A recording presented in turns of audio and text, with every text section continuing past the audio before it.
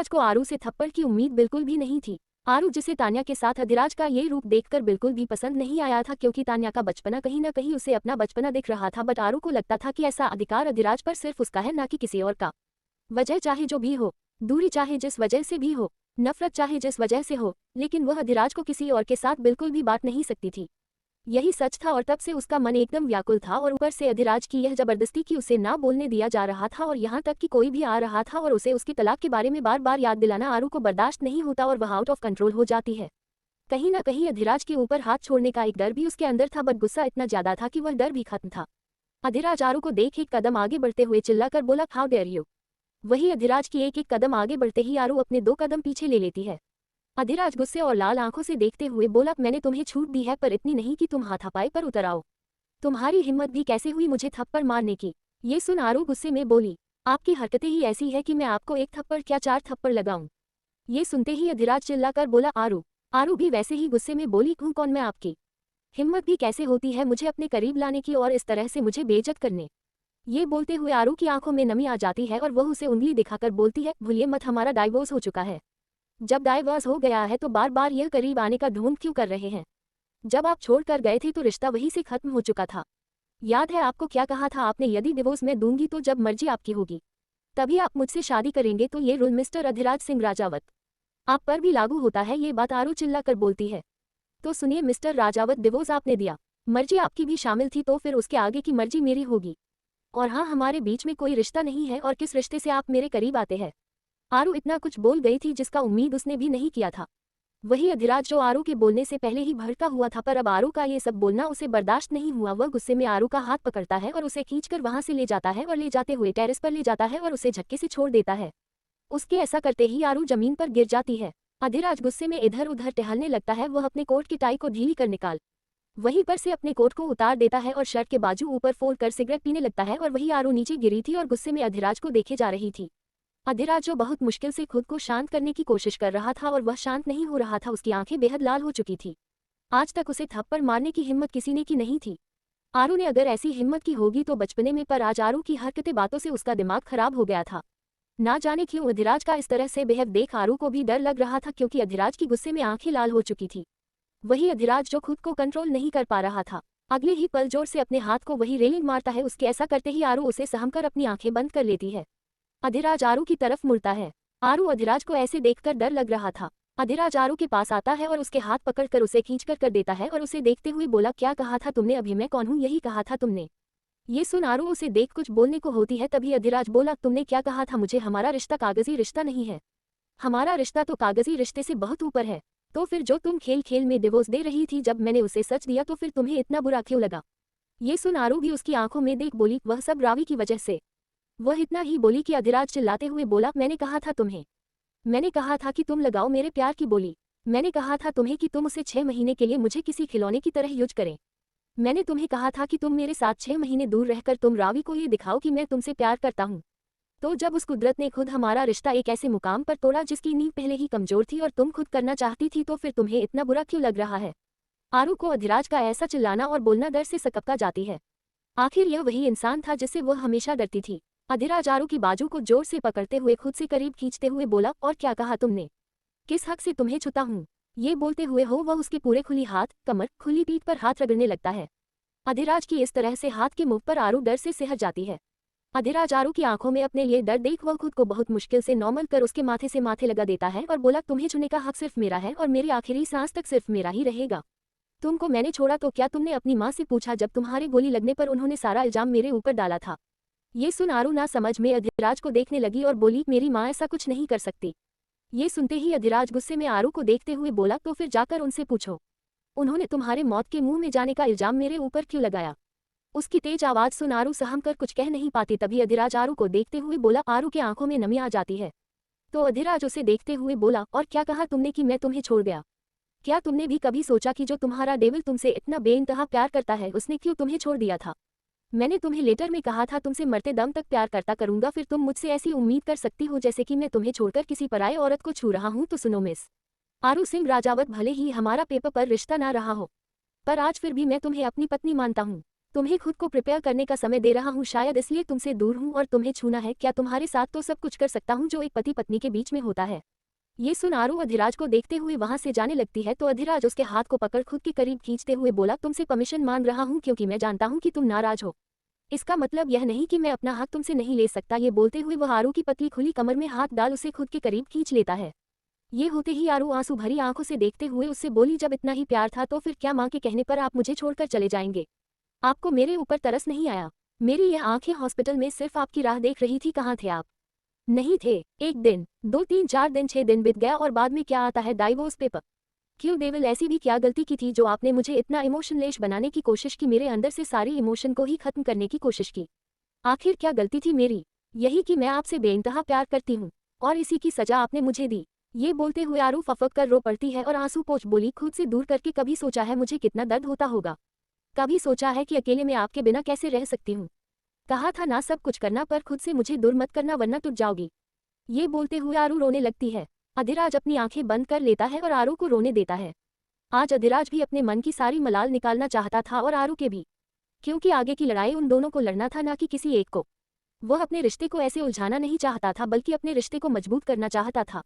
आरू सिर ऊपर कर अधिराज को देख बोली, यदि आपको कोई तकलीफ थी, कोई बात थी तो आपको मुझसे बातें करनी चाहिए थी, पर आप मुझे छोड़कर चले गए। आरू रोने लगती है तो अधिराज उसे अपने सीने से लगा लेता है।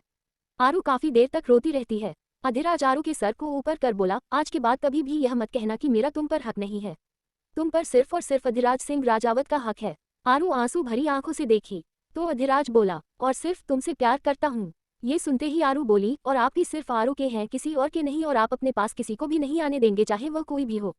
अधिराज आरू को गौर से देखने लगता है, जैसे उसके आंखों को पढ़ना चाहता है। उसे आरू के आंखों में एक बेहिसाब दर्द दिख रहा था। अधिराज खुद से ही कहता है, तुम्हें इस दर्द से तो बाहर में निकाल लूंगा अपने प्यार का मलहम लगाकर, पर उस दर्द से कैसे निकलूंगा जब अपने अतीत के सच को जानोगी, और मैं उम्मीद करता हूँ कि जैसे तुम मेरे प्यार के आगे कमजोर पड़ गई, पर वहाँ कमजोर नहीं पड़ोगी, क्योंकि मैं टूटी बिखरी मासूम आरू सिर्फ अपने सामने चाहता हूँ, पर किसी और के सामने एक इमोशनलेस आरू जो हर किसी का डटकर सामना कर सकती है। आरू अधिराज की आंखों में ही देख रही थी। अचानक अधिराज उसे अपने फिर से सीने से लगा लेता है तो आरू उसके सीने से कसकर लग जाती है। अधिराज काफी देर तक वैसे ही खड़ा रहता है। काफी देर तक आरू वैसे ही उसकी बाहों में खड़ी रहती है।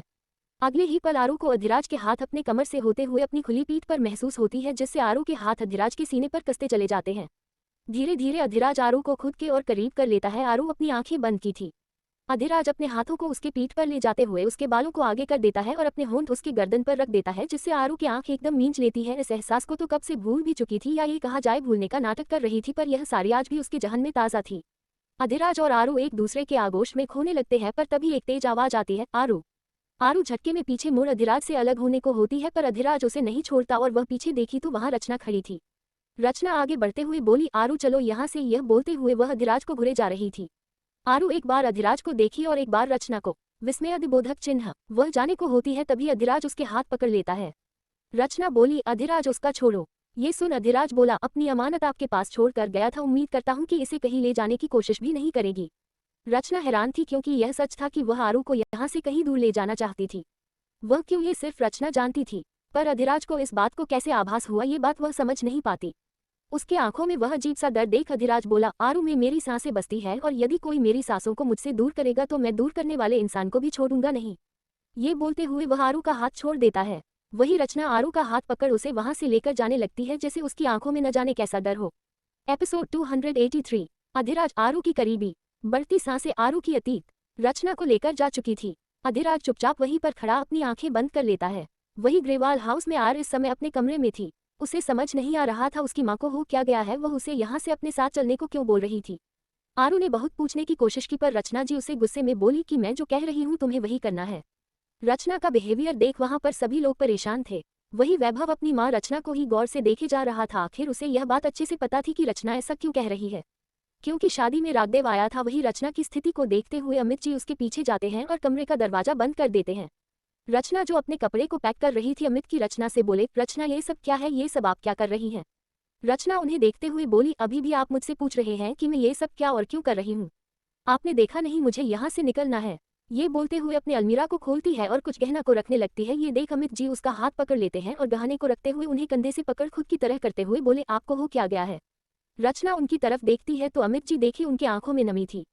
रचना अमित जी को देखते ही उनके आंखों से आंसू बह जाते हैं। अमित जी उसके आंसू पोंछते हैं और बोले, रचना इतना ज्यादा रिएक्ट क्यों कर रही है?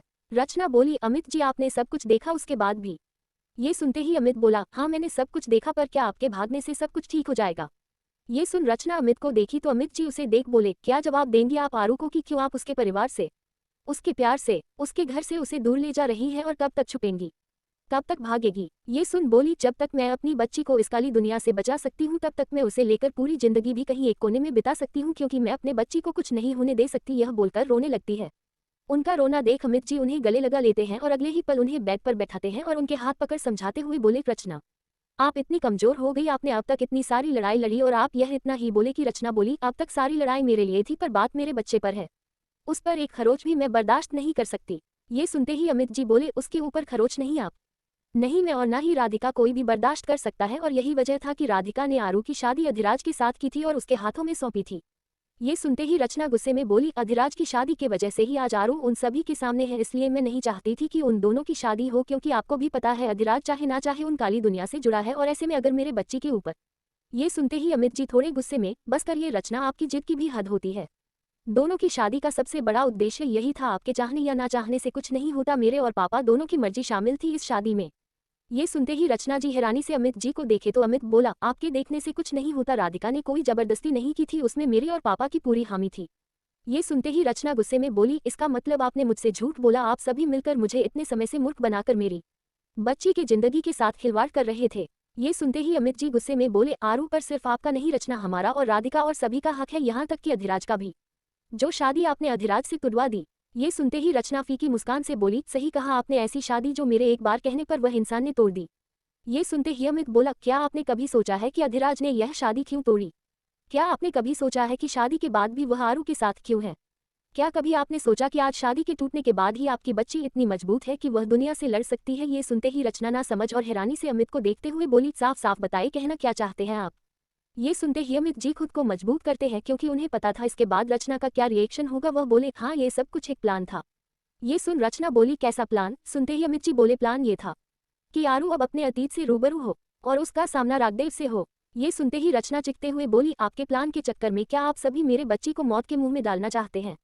ये सुनते ही अमित बोले, आरू का सामना होना तय था, आज नहीं तो कल हम सब भले आरू के जन्म को छुपा सकते हैं, हम सब भले ही उसकी तारीख को बदल सकते हैं, पर यह नहीं बदल जाता कि लोग आरू को ढूंढ नहीं रहे हैं, और कब तक उन काली दुनिया और पापी दुनिया को सभी की जिंदगी आप बर्बाद करने देंगे? आखिर यह सब कुछ एक न एक दिन खत्म करना है, और खत्म करने के लिए आरू को बाहर आना होगा, उन सभी का सामना करना होगा, और वह सब खत्म सिर्फ आरू के हाथों से है। ये सुन रचना करते हुए बोली, नहीं ऐसा कुछ नहीं होगा, मैं आरू का सामना किसी से नहीं होने दूंगी, मैं आरू को यहाँ से लेकर चली जाऊंगी। वही ये बोलती ही है तभी अमित जी उनके कंधे को पकड़ उन्हें झकझोरते हुए बोले, खुद को मजबूत बनाए रचना, आप एक राजकुमारी है, आपके पूर्वजों ने न जाने कितनी लड़ाइयां लड़ी हैं, और आप उनकी ही पीढ़ी होकर आप मुश्किलों से डरने वाली बातें करती हैं। ये सुनते ही रचना रोते हुए बोली, पर मैं एक माँ हूँ, एक माँ अपनी बच्ची को कैसे इतने लोगों से सामना करने दे सकती है? कैसे जानबूझकर उन लोगों के बीच में डाल सकती है, जब जानती हूँ कि उसके लिए कितना खतरा है? ये सुनते हैं अमित जी बोले, पर उस माँ का क्या जिसने अपनी जिंदगी बिना मौत मरी है? उसका क्या जो एक मासूम सी थी, उसकी कोई गलती भी नहीं थी, उसके बाद भी उन दरिंदों के बीच में फंसी थी? क्या आप नहीं चाहती उसके जख्मों का हिसाब हो? ये सुनते ही रचना चुप हो जाती है और उसके आंखों से आंसू बह जाते हैं।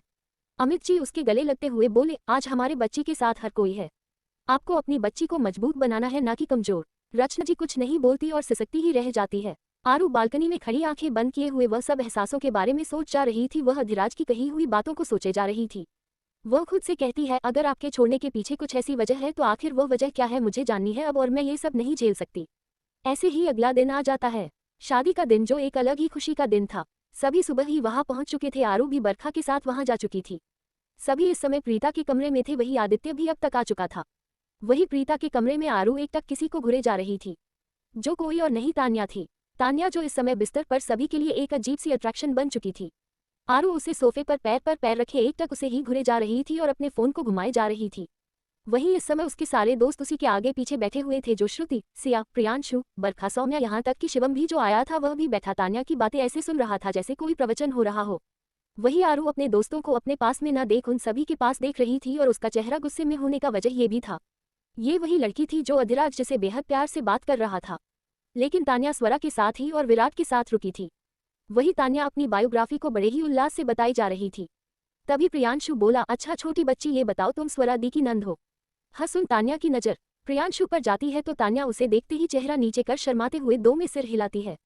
ये देख सभी एक दूसरे को देखते हैं और जोर जोर से हंसने लगते हैं। वही प्रियांशु उसे ऐसे शर्माते देख बोला, तुम ऐसे क्यों शर्मा रही हो? ये बोलते हुए वह उसके सिर पर मारता है। तभी आरू की तेज आवाज गूंजती है, तुम देविल को कैसे जानती हो? ये सुनते ही तान्या की नजर आरू पर पड़ती है तो तान्या बोली, देविल ये कौन है? तभी श्रुति बोली, जिसे तुम आधे बोलती हो। ये बोलते फिर सभी हंस देते हैं पर आरू की घुरती नजर से सभी चुप हो जाते हैं। तभी तान्या अधिराज का नाम सुनते ही एक्साइटेड होकर बोली, मैं उन्हें बचपन से जानती हूँ। हाँ, बीच में हमारी मुलाकात नहीं हुई, आपको पता है वह मेरे भाई के साथ जब बाहर हॉस्टल में रहते थे तो मैं उनसे मिलने जाया करती थी। वह मुझे ढेर सारी चॉकलेट देते थे और पता है उनसे सभी लोग डरते थे, पर फिर भी वह अपने हॉस्टल में मुझे आने देते थे और वह बहुत प्यारे थे। उसके बारे में तान्या न जाने क्या कुछ कहे जा रही थी। वही आरू के हाथों की मुठियां कसती जा रही थी। तभी आरू बोली, क्या सच में वह तुम्हें चॉकलेट देते थे? ये सुनते ही तान्या एक्साइटेड होकर बोली, हाँ मुझे चॉकलेट भी देते थे और पता है एक बार जब कॉलेज में वैलेंटाइन डे पड़ा था और वह सभी उसका प्लान कर रहे थे तो मैं आधे से बोली कि मुझे भी वैलेंटाइन डे मनाना है। आरू का ये सब सुनना जान सुखाई जा रहा था। वही यह सब सुनते ही बरखा बोली, तुम इन लोगों के साथ क्या करती थी? मेरा मतलब ये लोग काफी बड़े हैं तुमसे। ये सुनते ही वह बोली, वह हमारा घर बहुत दूर है ना, तो मैं ज्यादातर भाई के साथ ऋषु भाई और विराट भाई के साथ ही रहती थी। तो मैं उस स्कूल में थी और वह लोग कॉलेज में थे इसलिए। आरू वहां से उठते हुए बोली, प्रीता तुझे चाची ने नीचे बुलाया है, कुछ रस्में करनी है। ये सुनते ही प्रीता बोली, तो तुझे पहले बताना चाहिए था ना। ये सुन आरू बोली, अब तुम सभी प्रवचन में लगे थे तो मैंने सोचा पहले प्रवचन पूरा कर लो। ये बोल आरू वहां से चली जाती है। बाहर जाते हुए उसकी नजर अधिराज के कमरे की तरफ जाती है। वह रुक जाती है और अगले ही पल अपने कदम उस कमरे की तरफ बढ़ा देती है। आरू जब कमरे में जाती है तो उस कमरे में कोई नहीं था, पूरा कमरा खाली था। आरू 6 महीने के बाद पिछले कुछ दिन पहले कमरे में आई थी। उस दिन तो वह तो चली गई थी पर आज उस कमरे को आरू बारीकी से देखे जा रही थी। वह आईना, वह वॉशरूम, वह सोफा, वह बेड, वह बालकनी, हर चीजों पर आरू का कब्जा था, जो शादी के बंधन में बंधने के बाद जैसे उसका दिमाग उसे पराया कह रहा था, पर दिल को अभी भी सब अपना सा लग रहा था। आरू ये सब देखते हुए वह बिस्तर को देखने लगती है जहां वह अधिराज के साथ न जाने कितनी रातें, न जाने कितने दिन उसके साथ इस पर बिताई थी। अधिराज के साथ अपने पलों को याद करते हुए उसके चेहरे पर एक अजीब सी मुस्कान आ जाती है और वह खुद से कहती है, चाहे देविल किसी की कितनी भी केयर कर ले पर वह जितनी मेरे करीब है इतना वह किसी की भी करीब नहीं है और उन पर सिर्फ मेरा हक है। ये बोलते हुए आरू बिस्तर पर बैठ फिर लेट आंखें बंद कर लेती है। उसे आज इस बिस्तर पर लेट सुकून सा मिलता है जो पिछले कुछ महीने से उसकी सुकून जैसे खत्म सी हो गई थी। बारात रात को आने वाली थी, सभी कुछ न कुछ रस्मों में लगे थे। आरू अपनी आंखें बंद कर चुकी थी। जब काफी देर बाद आरू अपनी आंखें खोलती है तो उसकी नजर सामने घड़ी पर जाती है जहां शाम के 5 बजे बज चुकी थी। उसे याद आता है कि आज तो शादी है। ये याद आते ही आरू झट से उठकर बैठ जाती है और बैठते ही उसकी नजर सामने सोफे पर बैठे अधिराज की नजरों से टकराती है जो पैर पर पैर रखे एकटक बस आरू को देखे जा रहा था।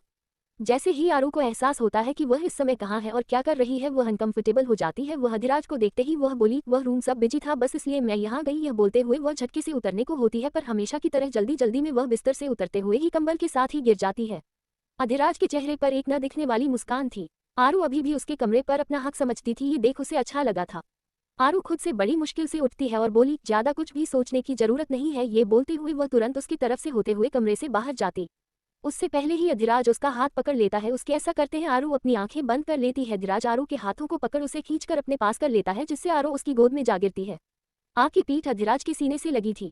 उसके हाथों को वैसे ही पकड़ते हुए उसके पेट से लगा उसे खुद के करीब कर लेता है। आरू कुछ बोलती, अधिराज अपना सर उसके कंधे पर रख देता है। आरू की सांस तेज हो चुकी थी। अधिराज वैसे ही पकड़े आंखें बंद किए हुए था।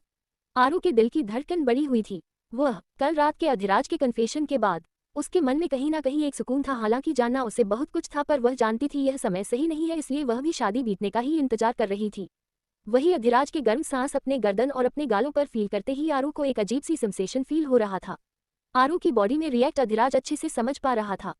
वही आरू को जैसे ही अधिराज की बढ़ती सांसों को वह फील करती है। अधिराज के हाथ आरू कमर पर कसते जा रहे थे और उसके होठ आरू की गर्दन पर फिसलते जा रहे थे। आरू एकदम से सहज जाती है। उसके नाखून अधिराज के हाथों में धंसने लगते हैं। अधिराज अगले ही पल अपने होंठ उसके कानों के पास ले जाकर उसके ईयरलोब पर अपने होठों को रख देता है पर अगले पल उसे सक करता है तो आरू की बॉडी पूरी कांप जाती है। इस एहसास से आरू एकदम कांपने से लगती है। तभी बड़ी मुश्किल से आरू बोली, मिस्टर राजावत लीव की। पर अधिराज अपने होश में नहीं था। वही आरू के हाथ और भी उसके हाथों में कांस जा रहे थे। तभी वह अपनी आंखें बंद कर थोड़ी तेज में बोली, मिस्टर राजावत लीव मी। ये सुनते ही अधिराज अपने होश में आता है। वह आरू को ढीला छोड़ता है तो आरू उठने को होती है। अधिराज उसके कानों के पास बोला, आज रात मुझे तुमसे बात करनी है। आज रात जहां मैं तुम्हें बुलाऊं तुम्हें वहां तुम्हें आना है। ये बोल वह आरू को ढीला छोड़ देता है और आरू तुरंत उठकर बिना उसकी तरफ देख बाहर निकल जाती है। अधिराज अपना सर सोफे से टिका देता है और लंबे लंबी सांस लेते हुए वह अपने फोन को देखा जिस पर किसी का फोन आ रहा था। वह फोन को उठाता है तो उधर से कोई कुछ कहता है। तभी अधिराज बोला, अब समय आ चुका है एक्शन लेने का। ये बोलते हुए उसके चेहरे पर एक अजीब सी स्माइल थी। एपिसोड 284, शादी, आप दोनों मेरा कन्यादान करोगे। पूरा राजावत मेंशन दुल्हन की तरह सजा हुआ था।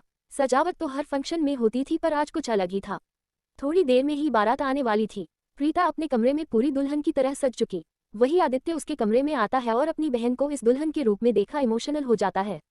प्रीता आदित्य को देखती है तो उसकी आंखों में नमी आती। उससे पहले ही आदित्य बोला, रोना मत, नहीं तो तुम्हारी इतनी महंगी मेकअप खराब हो जाएगी। यह सुनते ही प्रीता के चेहरे पर स्माइल आ जाती है।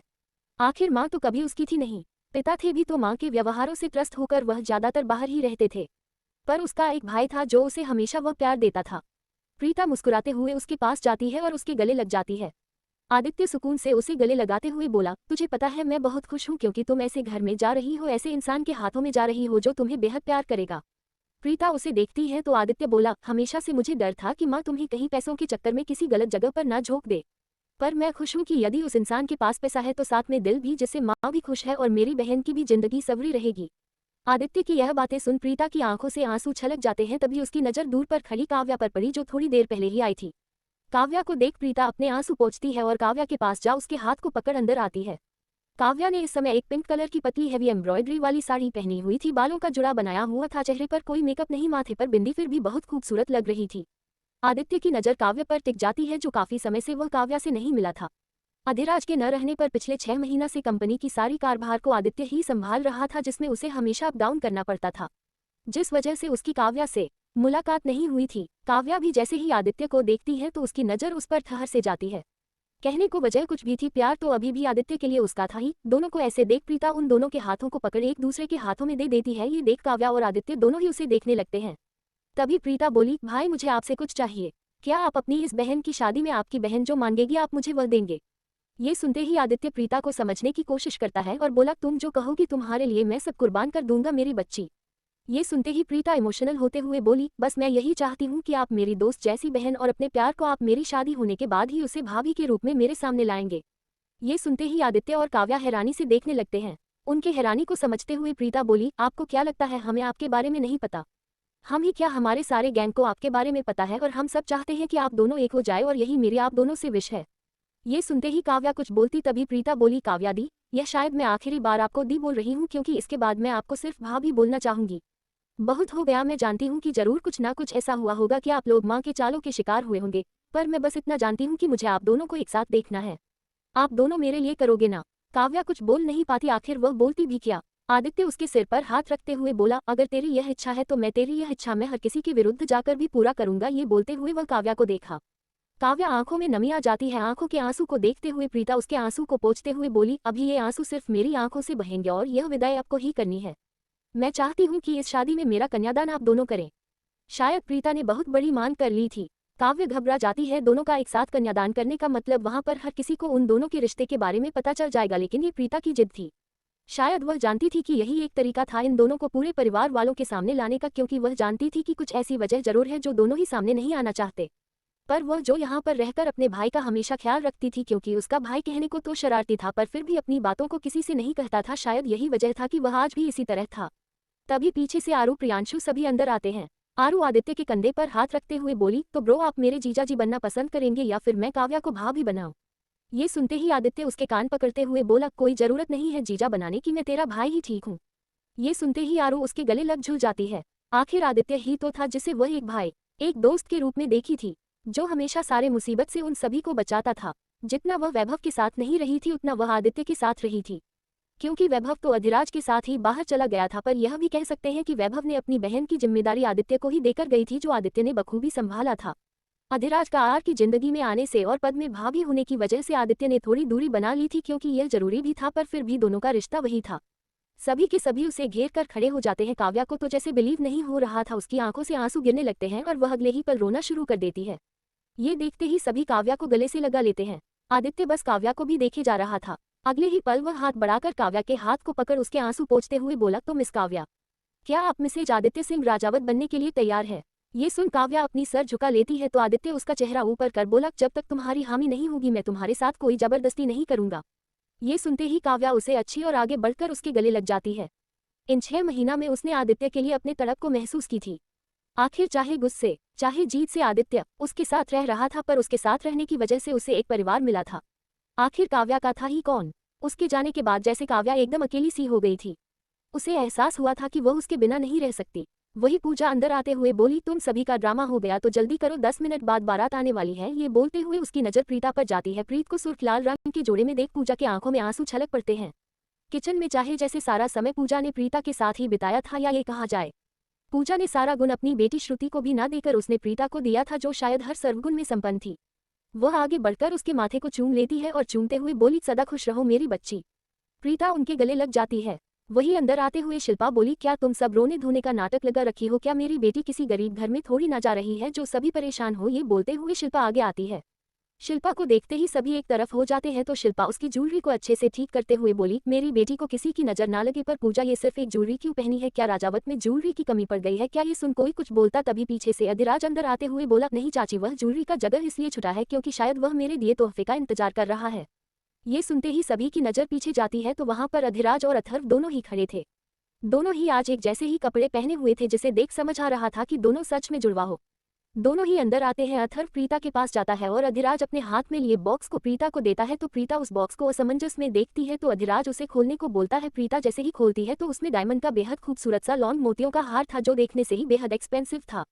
ये देख प्रीता अधिराज को देखी तो अधिराज बोला, यह मेरी तरफ से मेरी छोटी सी बहन के लिए। अधिराज बहुत कुछ बोल गया था। अधिराज बहुत कम बोलता था, प्रीता पर बताती थी तो वह जरूर बातें करता था।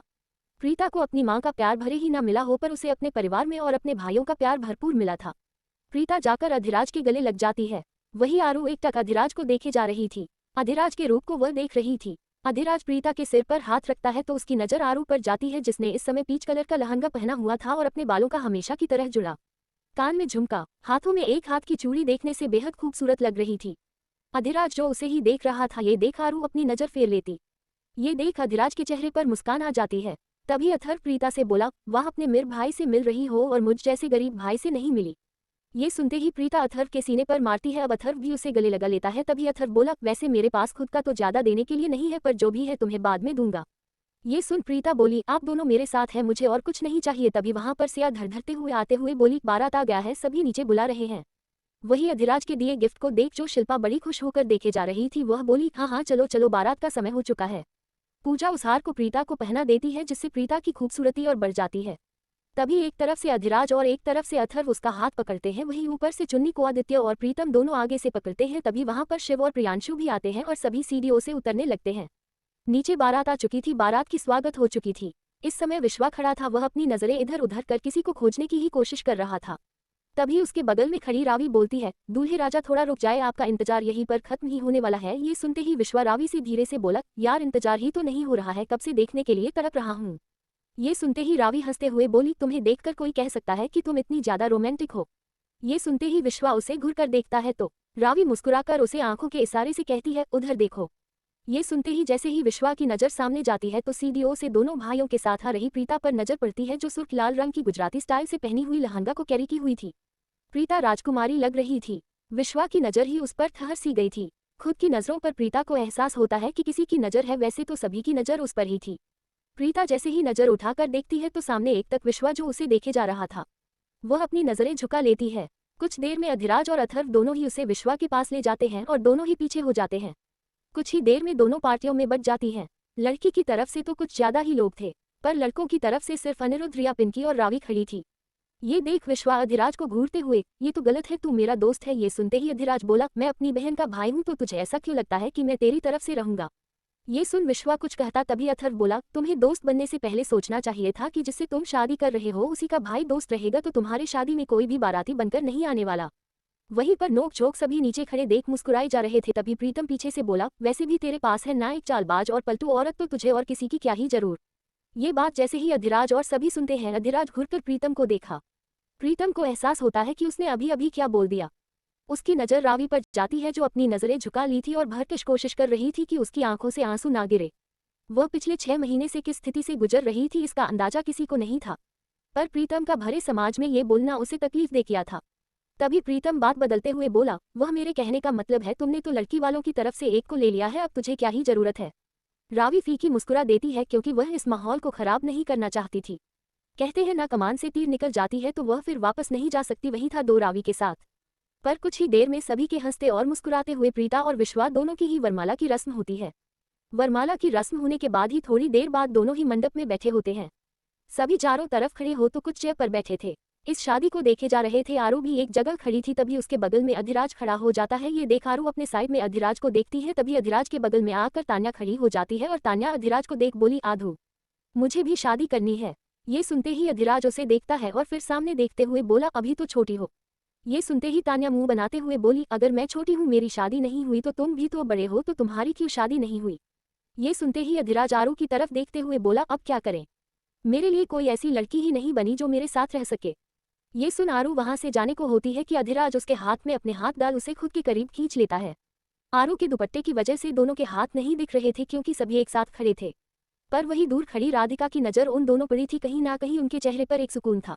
आरू अपने हाथ छुड़ाने की कोशिश करती है पर अधिराज नहीं छोड़ता। तभी तान्या शादी को देखते हुए बोली, आज मैं पहली बार किसी की शादी होते देख रही हूँ। ऋषु की शादी हुई थी तब भी मुझे नहीं पता, अब तो बस विराट भाई की शादी मुझे देखनी है। ये सुनते ही स्वरा उसके कान को पकड़ उसके बगल में आते हुए बोली, अच्छा जी, क्यों ना मैं आप ही की शादी करवा दूं, फिर खुद की शादी फील कर लो। ये सुन तान्या कान छुड़ाते हुए बोली, भाभी मैं तो कब से बोल रही हूँ शादी करने के लिए, पर देखो ना आधू बोल रहा है कि मैं अभी छोटी हूँ। ये सुनते ही स्वरा उसके सिर पर मारते हुए बोली, हाँ तो आप सच में छोटी हैं, तो आप ये बड़ों वाली बातें ना करें। वही अधिराज तान्या की बचकानी बातें सुन मुस्कुरा रहा था। जो आरू का दिल जलाया जा रहा था। आरू फिर से छुड़ाने की कोशिश करती है पर अधिराज उसके हाथों को नहीं छोड़ता बल्कि उसके हाथों पर अपने अंगूठे को फेरने लगता है। ये देख आरू को कुछ अजीब सा लगने लगता है। तभी अधिराज की नजर आए हुए कबीर पर पड़ती है। कबीर पर नजर पड़ते ही अधिराज आरू का हाथ छोड़ वहां से निकल जाता है। वही तान्या आरू के पास जाते हुए कुछ बोलती कि आरू भी वहां से दूसरी तरफ चली जाती है। तान्या खुद से कहती है, यह मुझसे बातें क्यों नहीं करती है। एपिसोड 285, सन्यासी इंसान। पूरा का पूरा देवदास है, फिर एक जूता चुराए रश्म। अब तक हमने पढ़ा, बारात आ चुकी थी और प्रीता का वरमाला हो चुका था। सभी हंसी खुशी हाली में दोनों ही मंडप में बैठ चुके थे। सारा परिवार चेयर पर तो कुछ खड़े हो शादी को देख रहे थे। वही आरू भी खड़ी थी जहां अधिराज उसे टीज किया जा रहा था।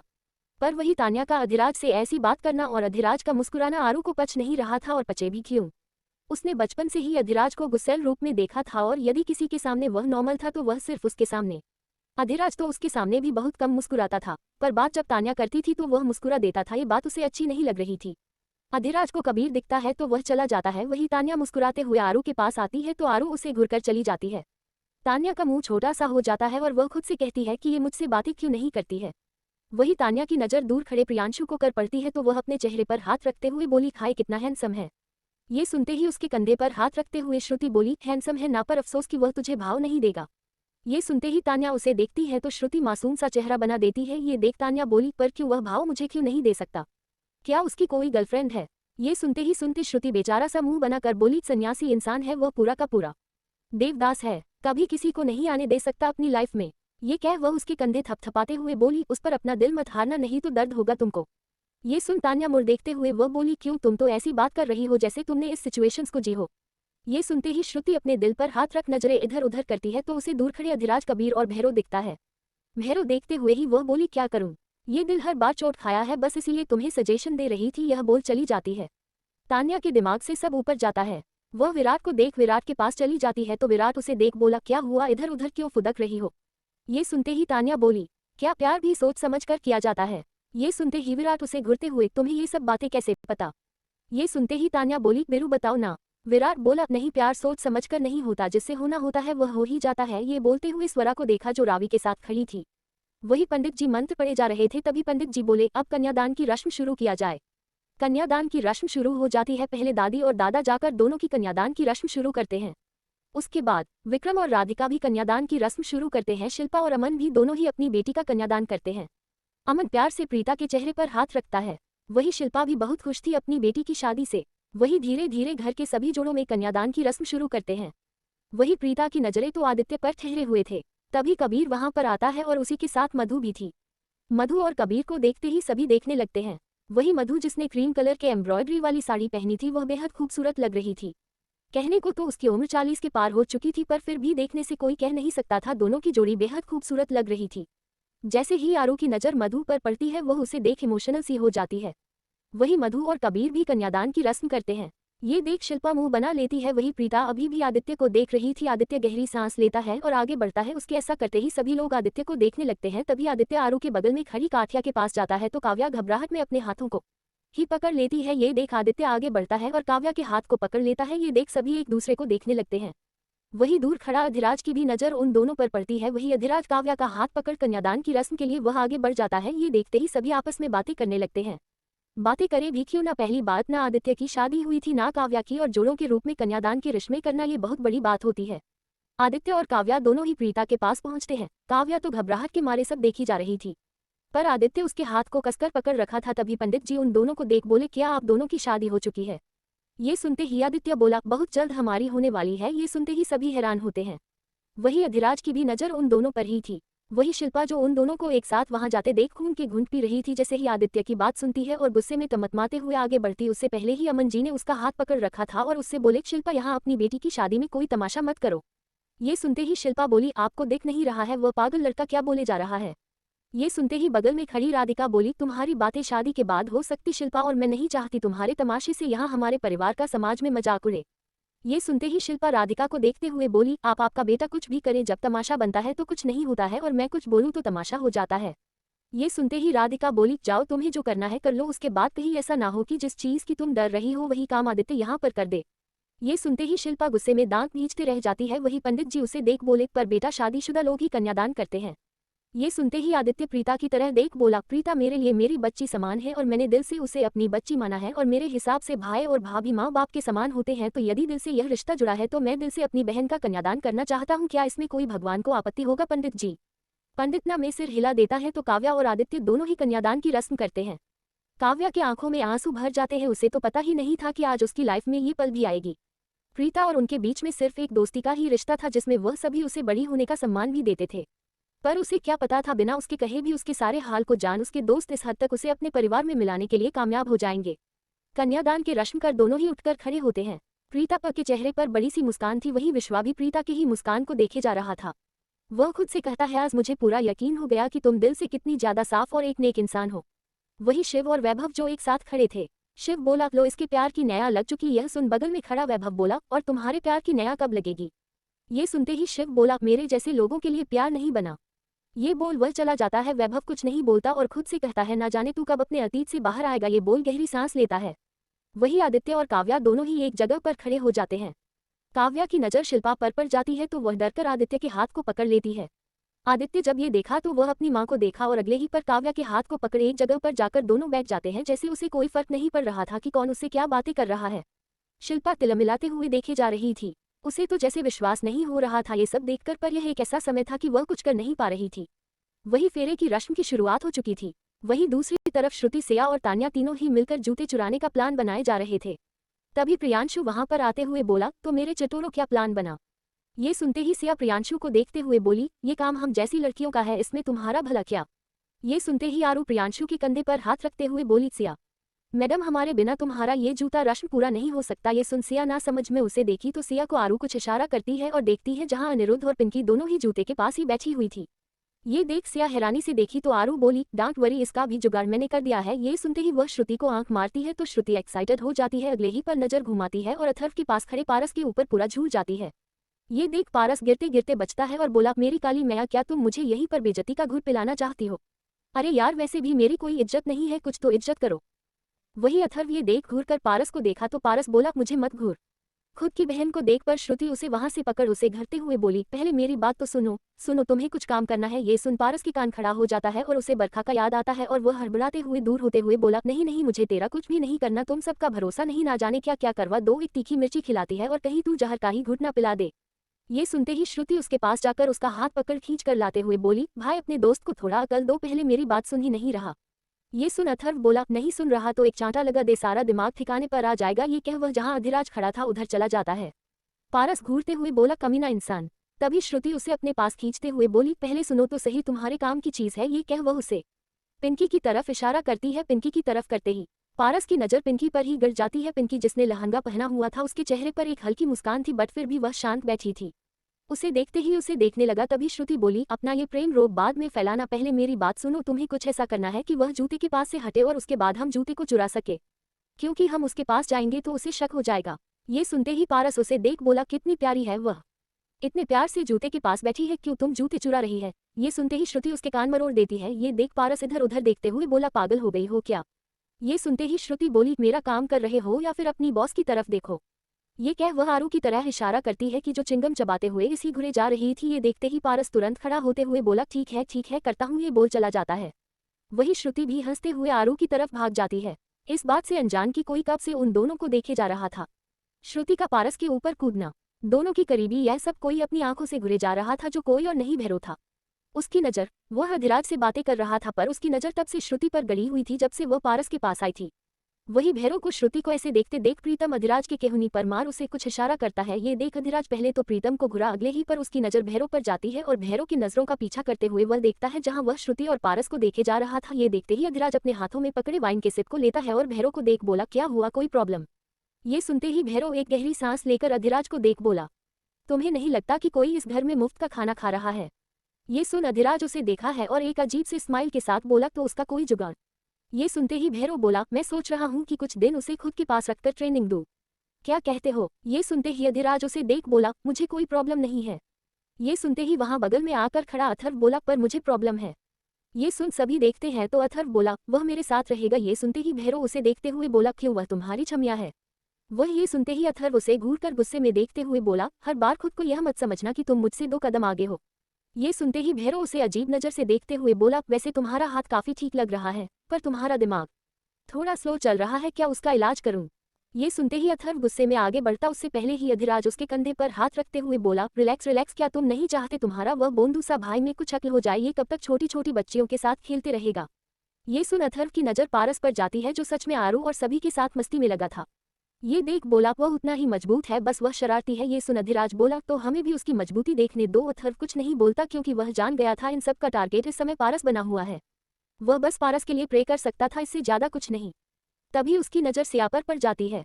सिया जिसने गोल्डन कलर का लहंगा पहना हुआ था, बालों को खुला छोड़ी हुई थी, इसलिए वह बेहद खूबसूरत लग रही थी। उसे देखते हुए अचानक उसकी नज़र उसके बॉडी के ऊपर हिस्से में पड़ती है। ये देखते ही अचानक वह अपना सर झटकता है। ये होते ही अधिराज और प्रीतम दोनों एक दूसरे को देखते हैं और दोनों के ही चेहरे पर मुस्कुराहट आ जाती है। फेरे की रस्में पूरी हो चुकी थी, सभी फूल अक्षत फेंकते हैं, फिर पंडित जी उन दोनों को बैठा मंत्र उच्चारण शुरू करते हैं। इस बीच पारस जैसे ही मौका पता है, वो पिंकी के पास जाकर बोला, खेलो पिंकी जी। पिंकी पारस को खुद के पास देखते ही वह हड़बड़ा जाती है। वह बोली, हाँ। ये सुनते ही पारस पिंकी को देखते हुए बोला, आप बहुत ब्यूटीफुल लग रहे हो। ये सुनते ही पिंकी इधर उधर नजरें करते हुए, हाँ तो। ये सुनते ही पारस बोला, यह आपके कान की झुमकी गिर गई थी। यह बोल उसे कान का झुमका दिखाता है। ये देखते ही पिंकी हैरान हो जाती है और वह अपने कान को छूते हुए बोली, अभी थोड़ी देर पहले ही तो मेरे कान में था और मैं यहाँ से कहीं गई भी नहीं। ये सुन पारस मुस्कुराने लगता है। अब पिंकी को क्या पता उसके सामने बैठे हुए इंसान एक असल मायने में ट्रेन चोर रह चुका था, जो आंखों के सामने ही किसी की भी चोरी कर ले, किसी को पता ही ना चले। तभी पारस बोला, क्या मैं इसे पहना दूं। ये सुनते ही पिंकी गुस्से में झुमके छीनते हुए बोली, दिमाग खराब है, लाइन मारना है तो किसी और को मारो। ये कह वह झुमका लेकर उठकर खड़ी हो जाती है, इस बात से अनजान कि उसके बगल से जूते खिसक चुके थे और पिंकी अपने कानों में झुमके को पहनने लगती है। पारस उसे ही देख रहा था, क्योंकि को पहन जैसे ही वह पीछे मुड़ी उसे पारस भी ना दिखता है और वहाँ जूता भी नहीं। ये देखते ही वह खुद से बोली, खुद तो ये प्लान था, गया काम से। ये बोल वह रिया से जाकर बोलती है, तो रिया हंसते हुए बोली, तो तुम्हें पता होना चाहिए, यहाँ पर जूते के लिए लड़की ही नहीं लड़के भी तेज हैं। ये सुन पिंकी बोली, अफसोस इधर से सिर्फ मैं थी, कोई मेरे साथ नहीं था। ये सुन रिया उसे देख बोली, कोई बात नहीं, ये सभी रूम है। वहीं दूसरी तरफ सभी जूते चुरा ऐसे खुश रहे थे जैसे कोई इंडिया की मैच जीत ली हो। वही आरू मंडप में देखती है जहां मंत्र पढ़े जा रहे थे। वहीं रचना अपनी नजर इधर उधर कर देखे जा रही थी। रचना की यह हरकतें देख अमित उसके सिर्फ कंधे पर हाथ रखता है तो रचना शांत हो जाती है। आरू पिलर की तरफ खड़ी हो शादी को देखे जा रही थी, तभी उसकी नजर अधिराज पर पड़ी, जो उसी की तरफ आ रहा था। ये देख आरू इधर उधर देखती है और वहां से पीछे जाने लगती है, पर अधिराज अपने कदम उधर ही बढ़ा रहा था। ये देख आरू एक तरफ खड़ी हो जाती है। जब से अधिराज ने उसे रात को मिलने की बात कही थी, तब से आरू उसे इग्नोर किए जा रही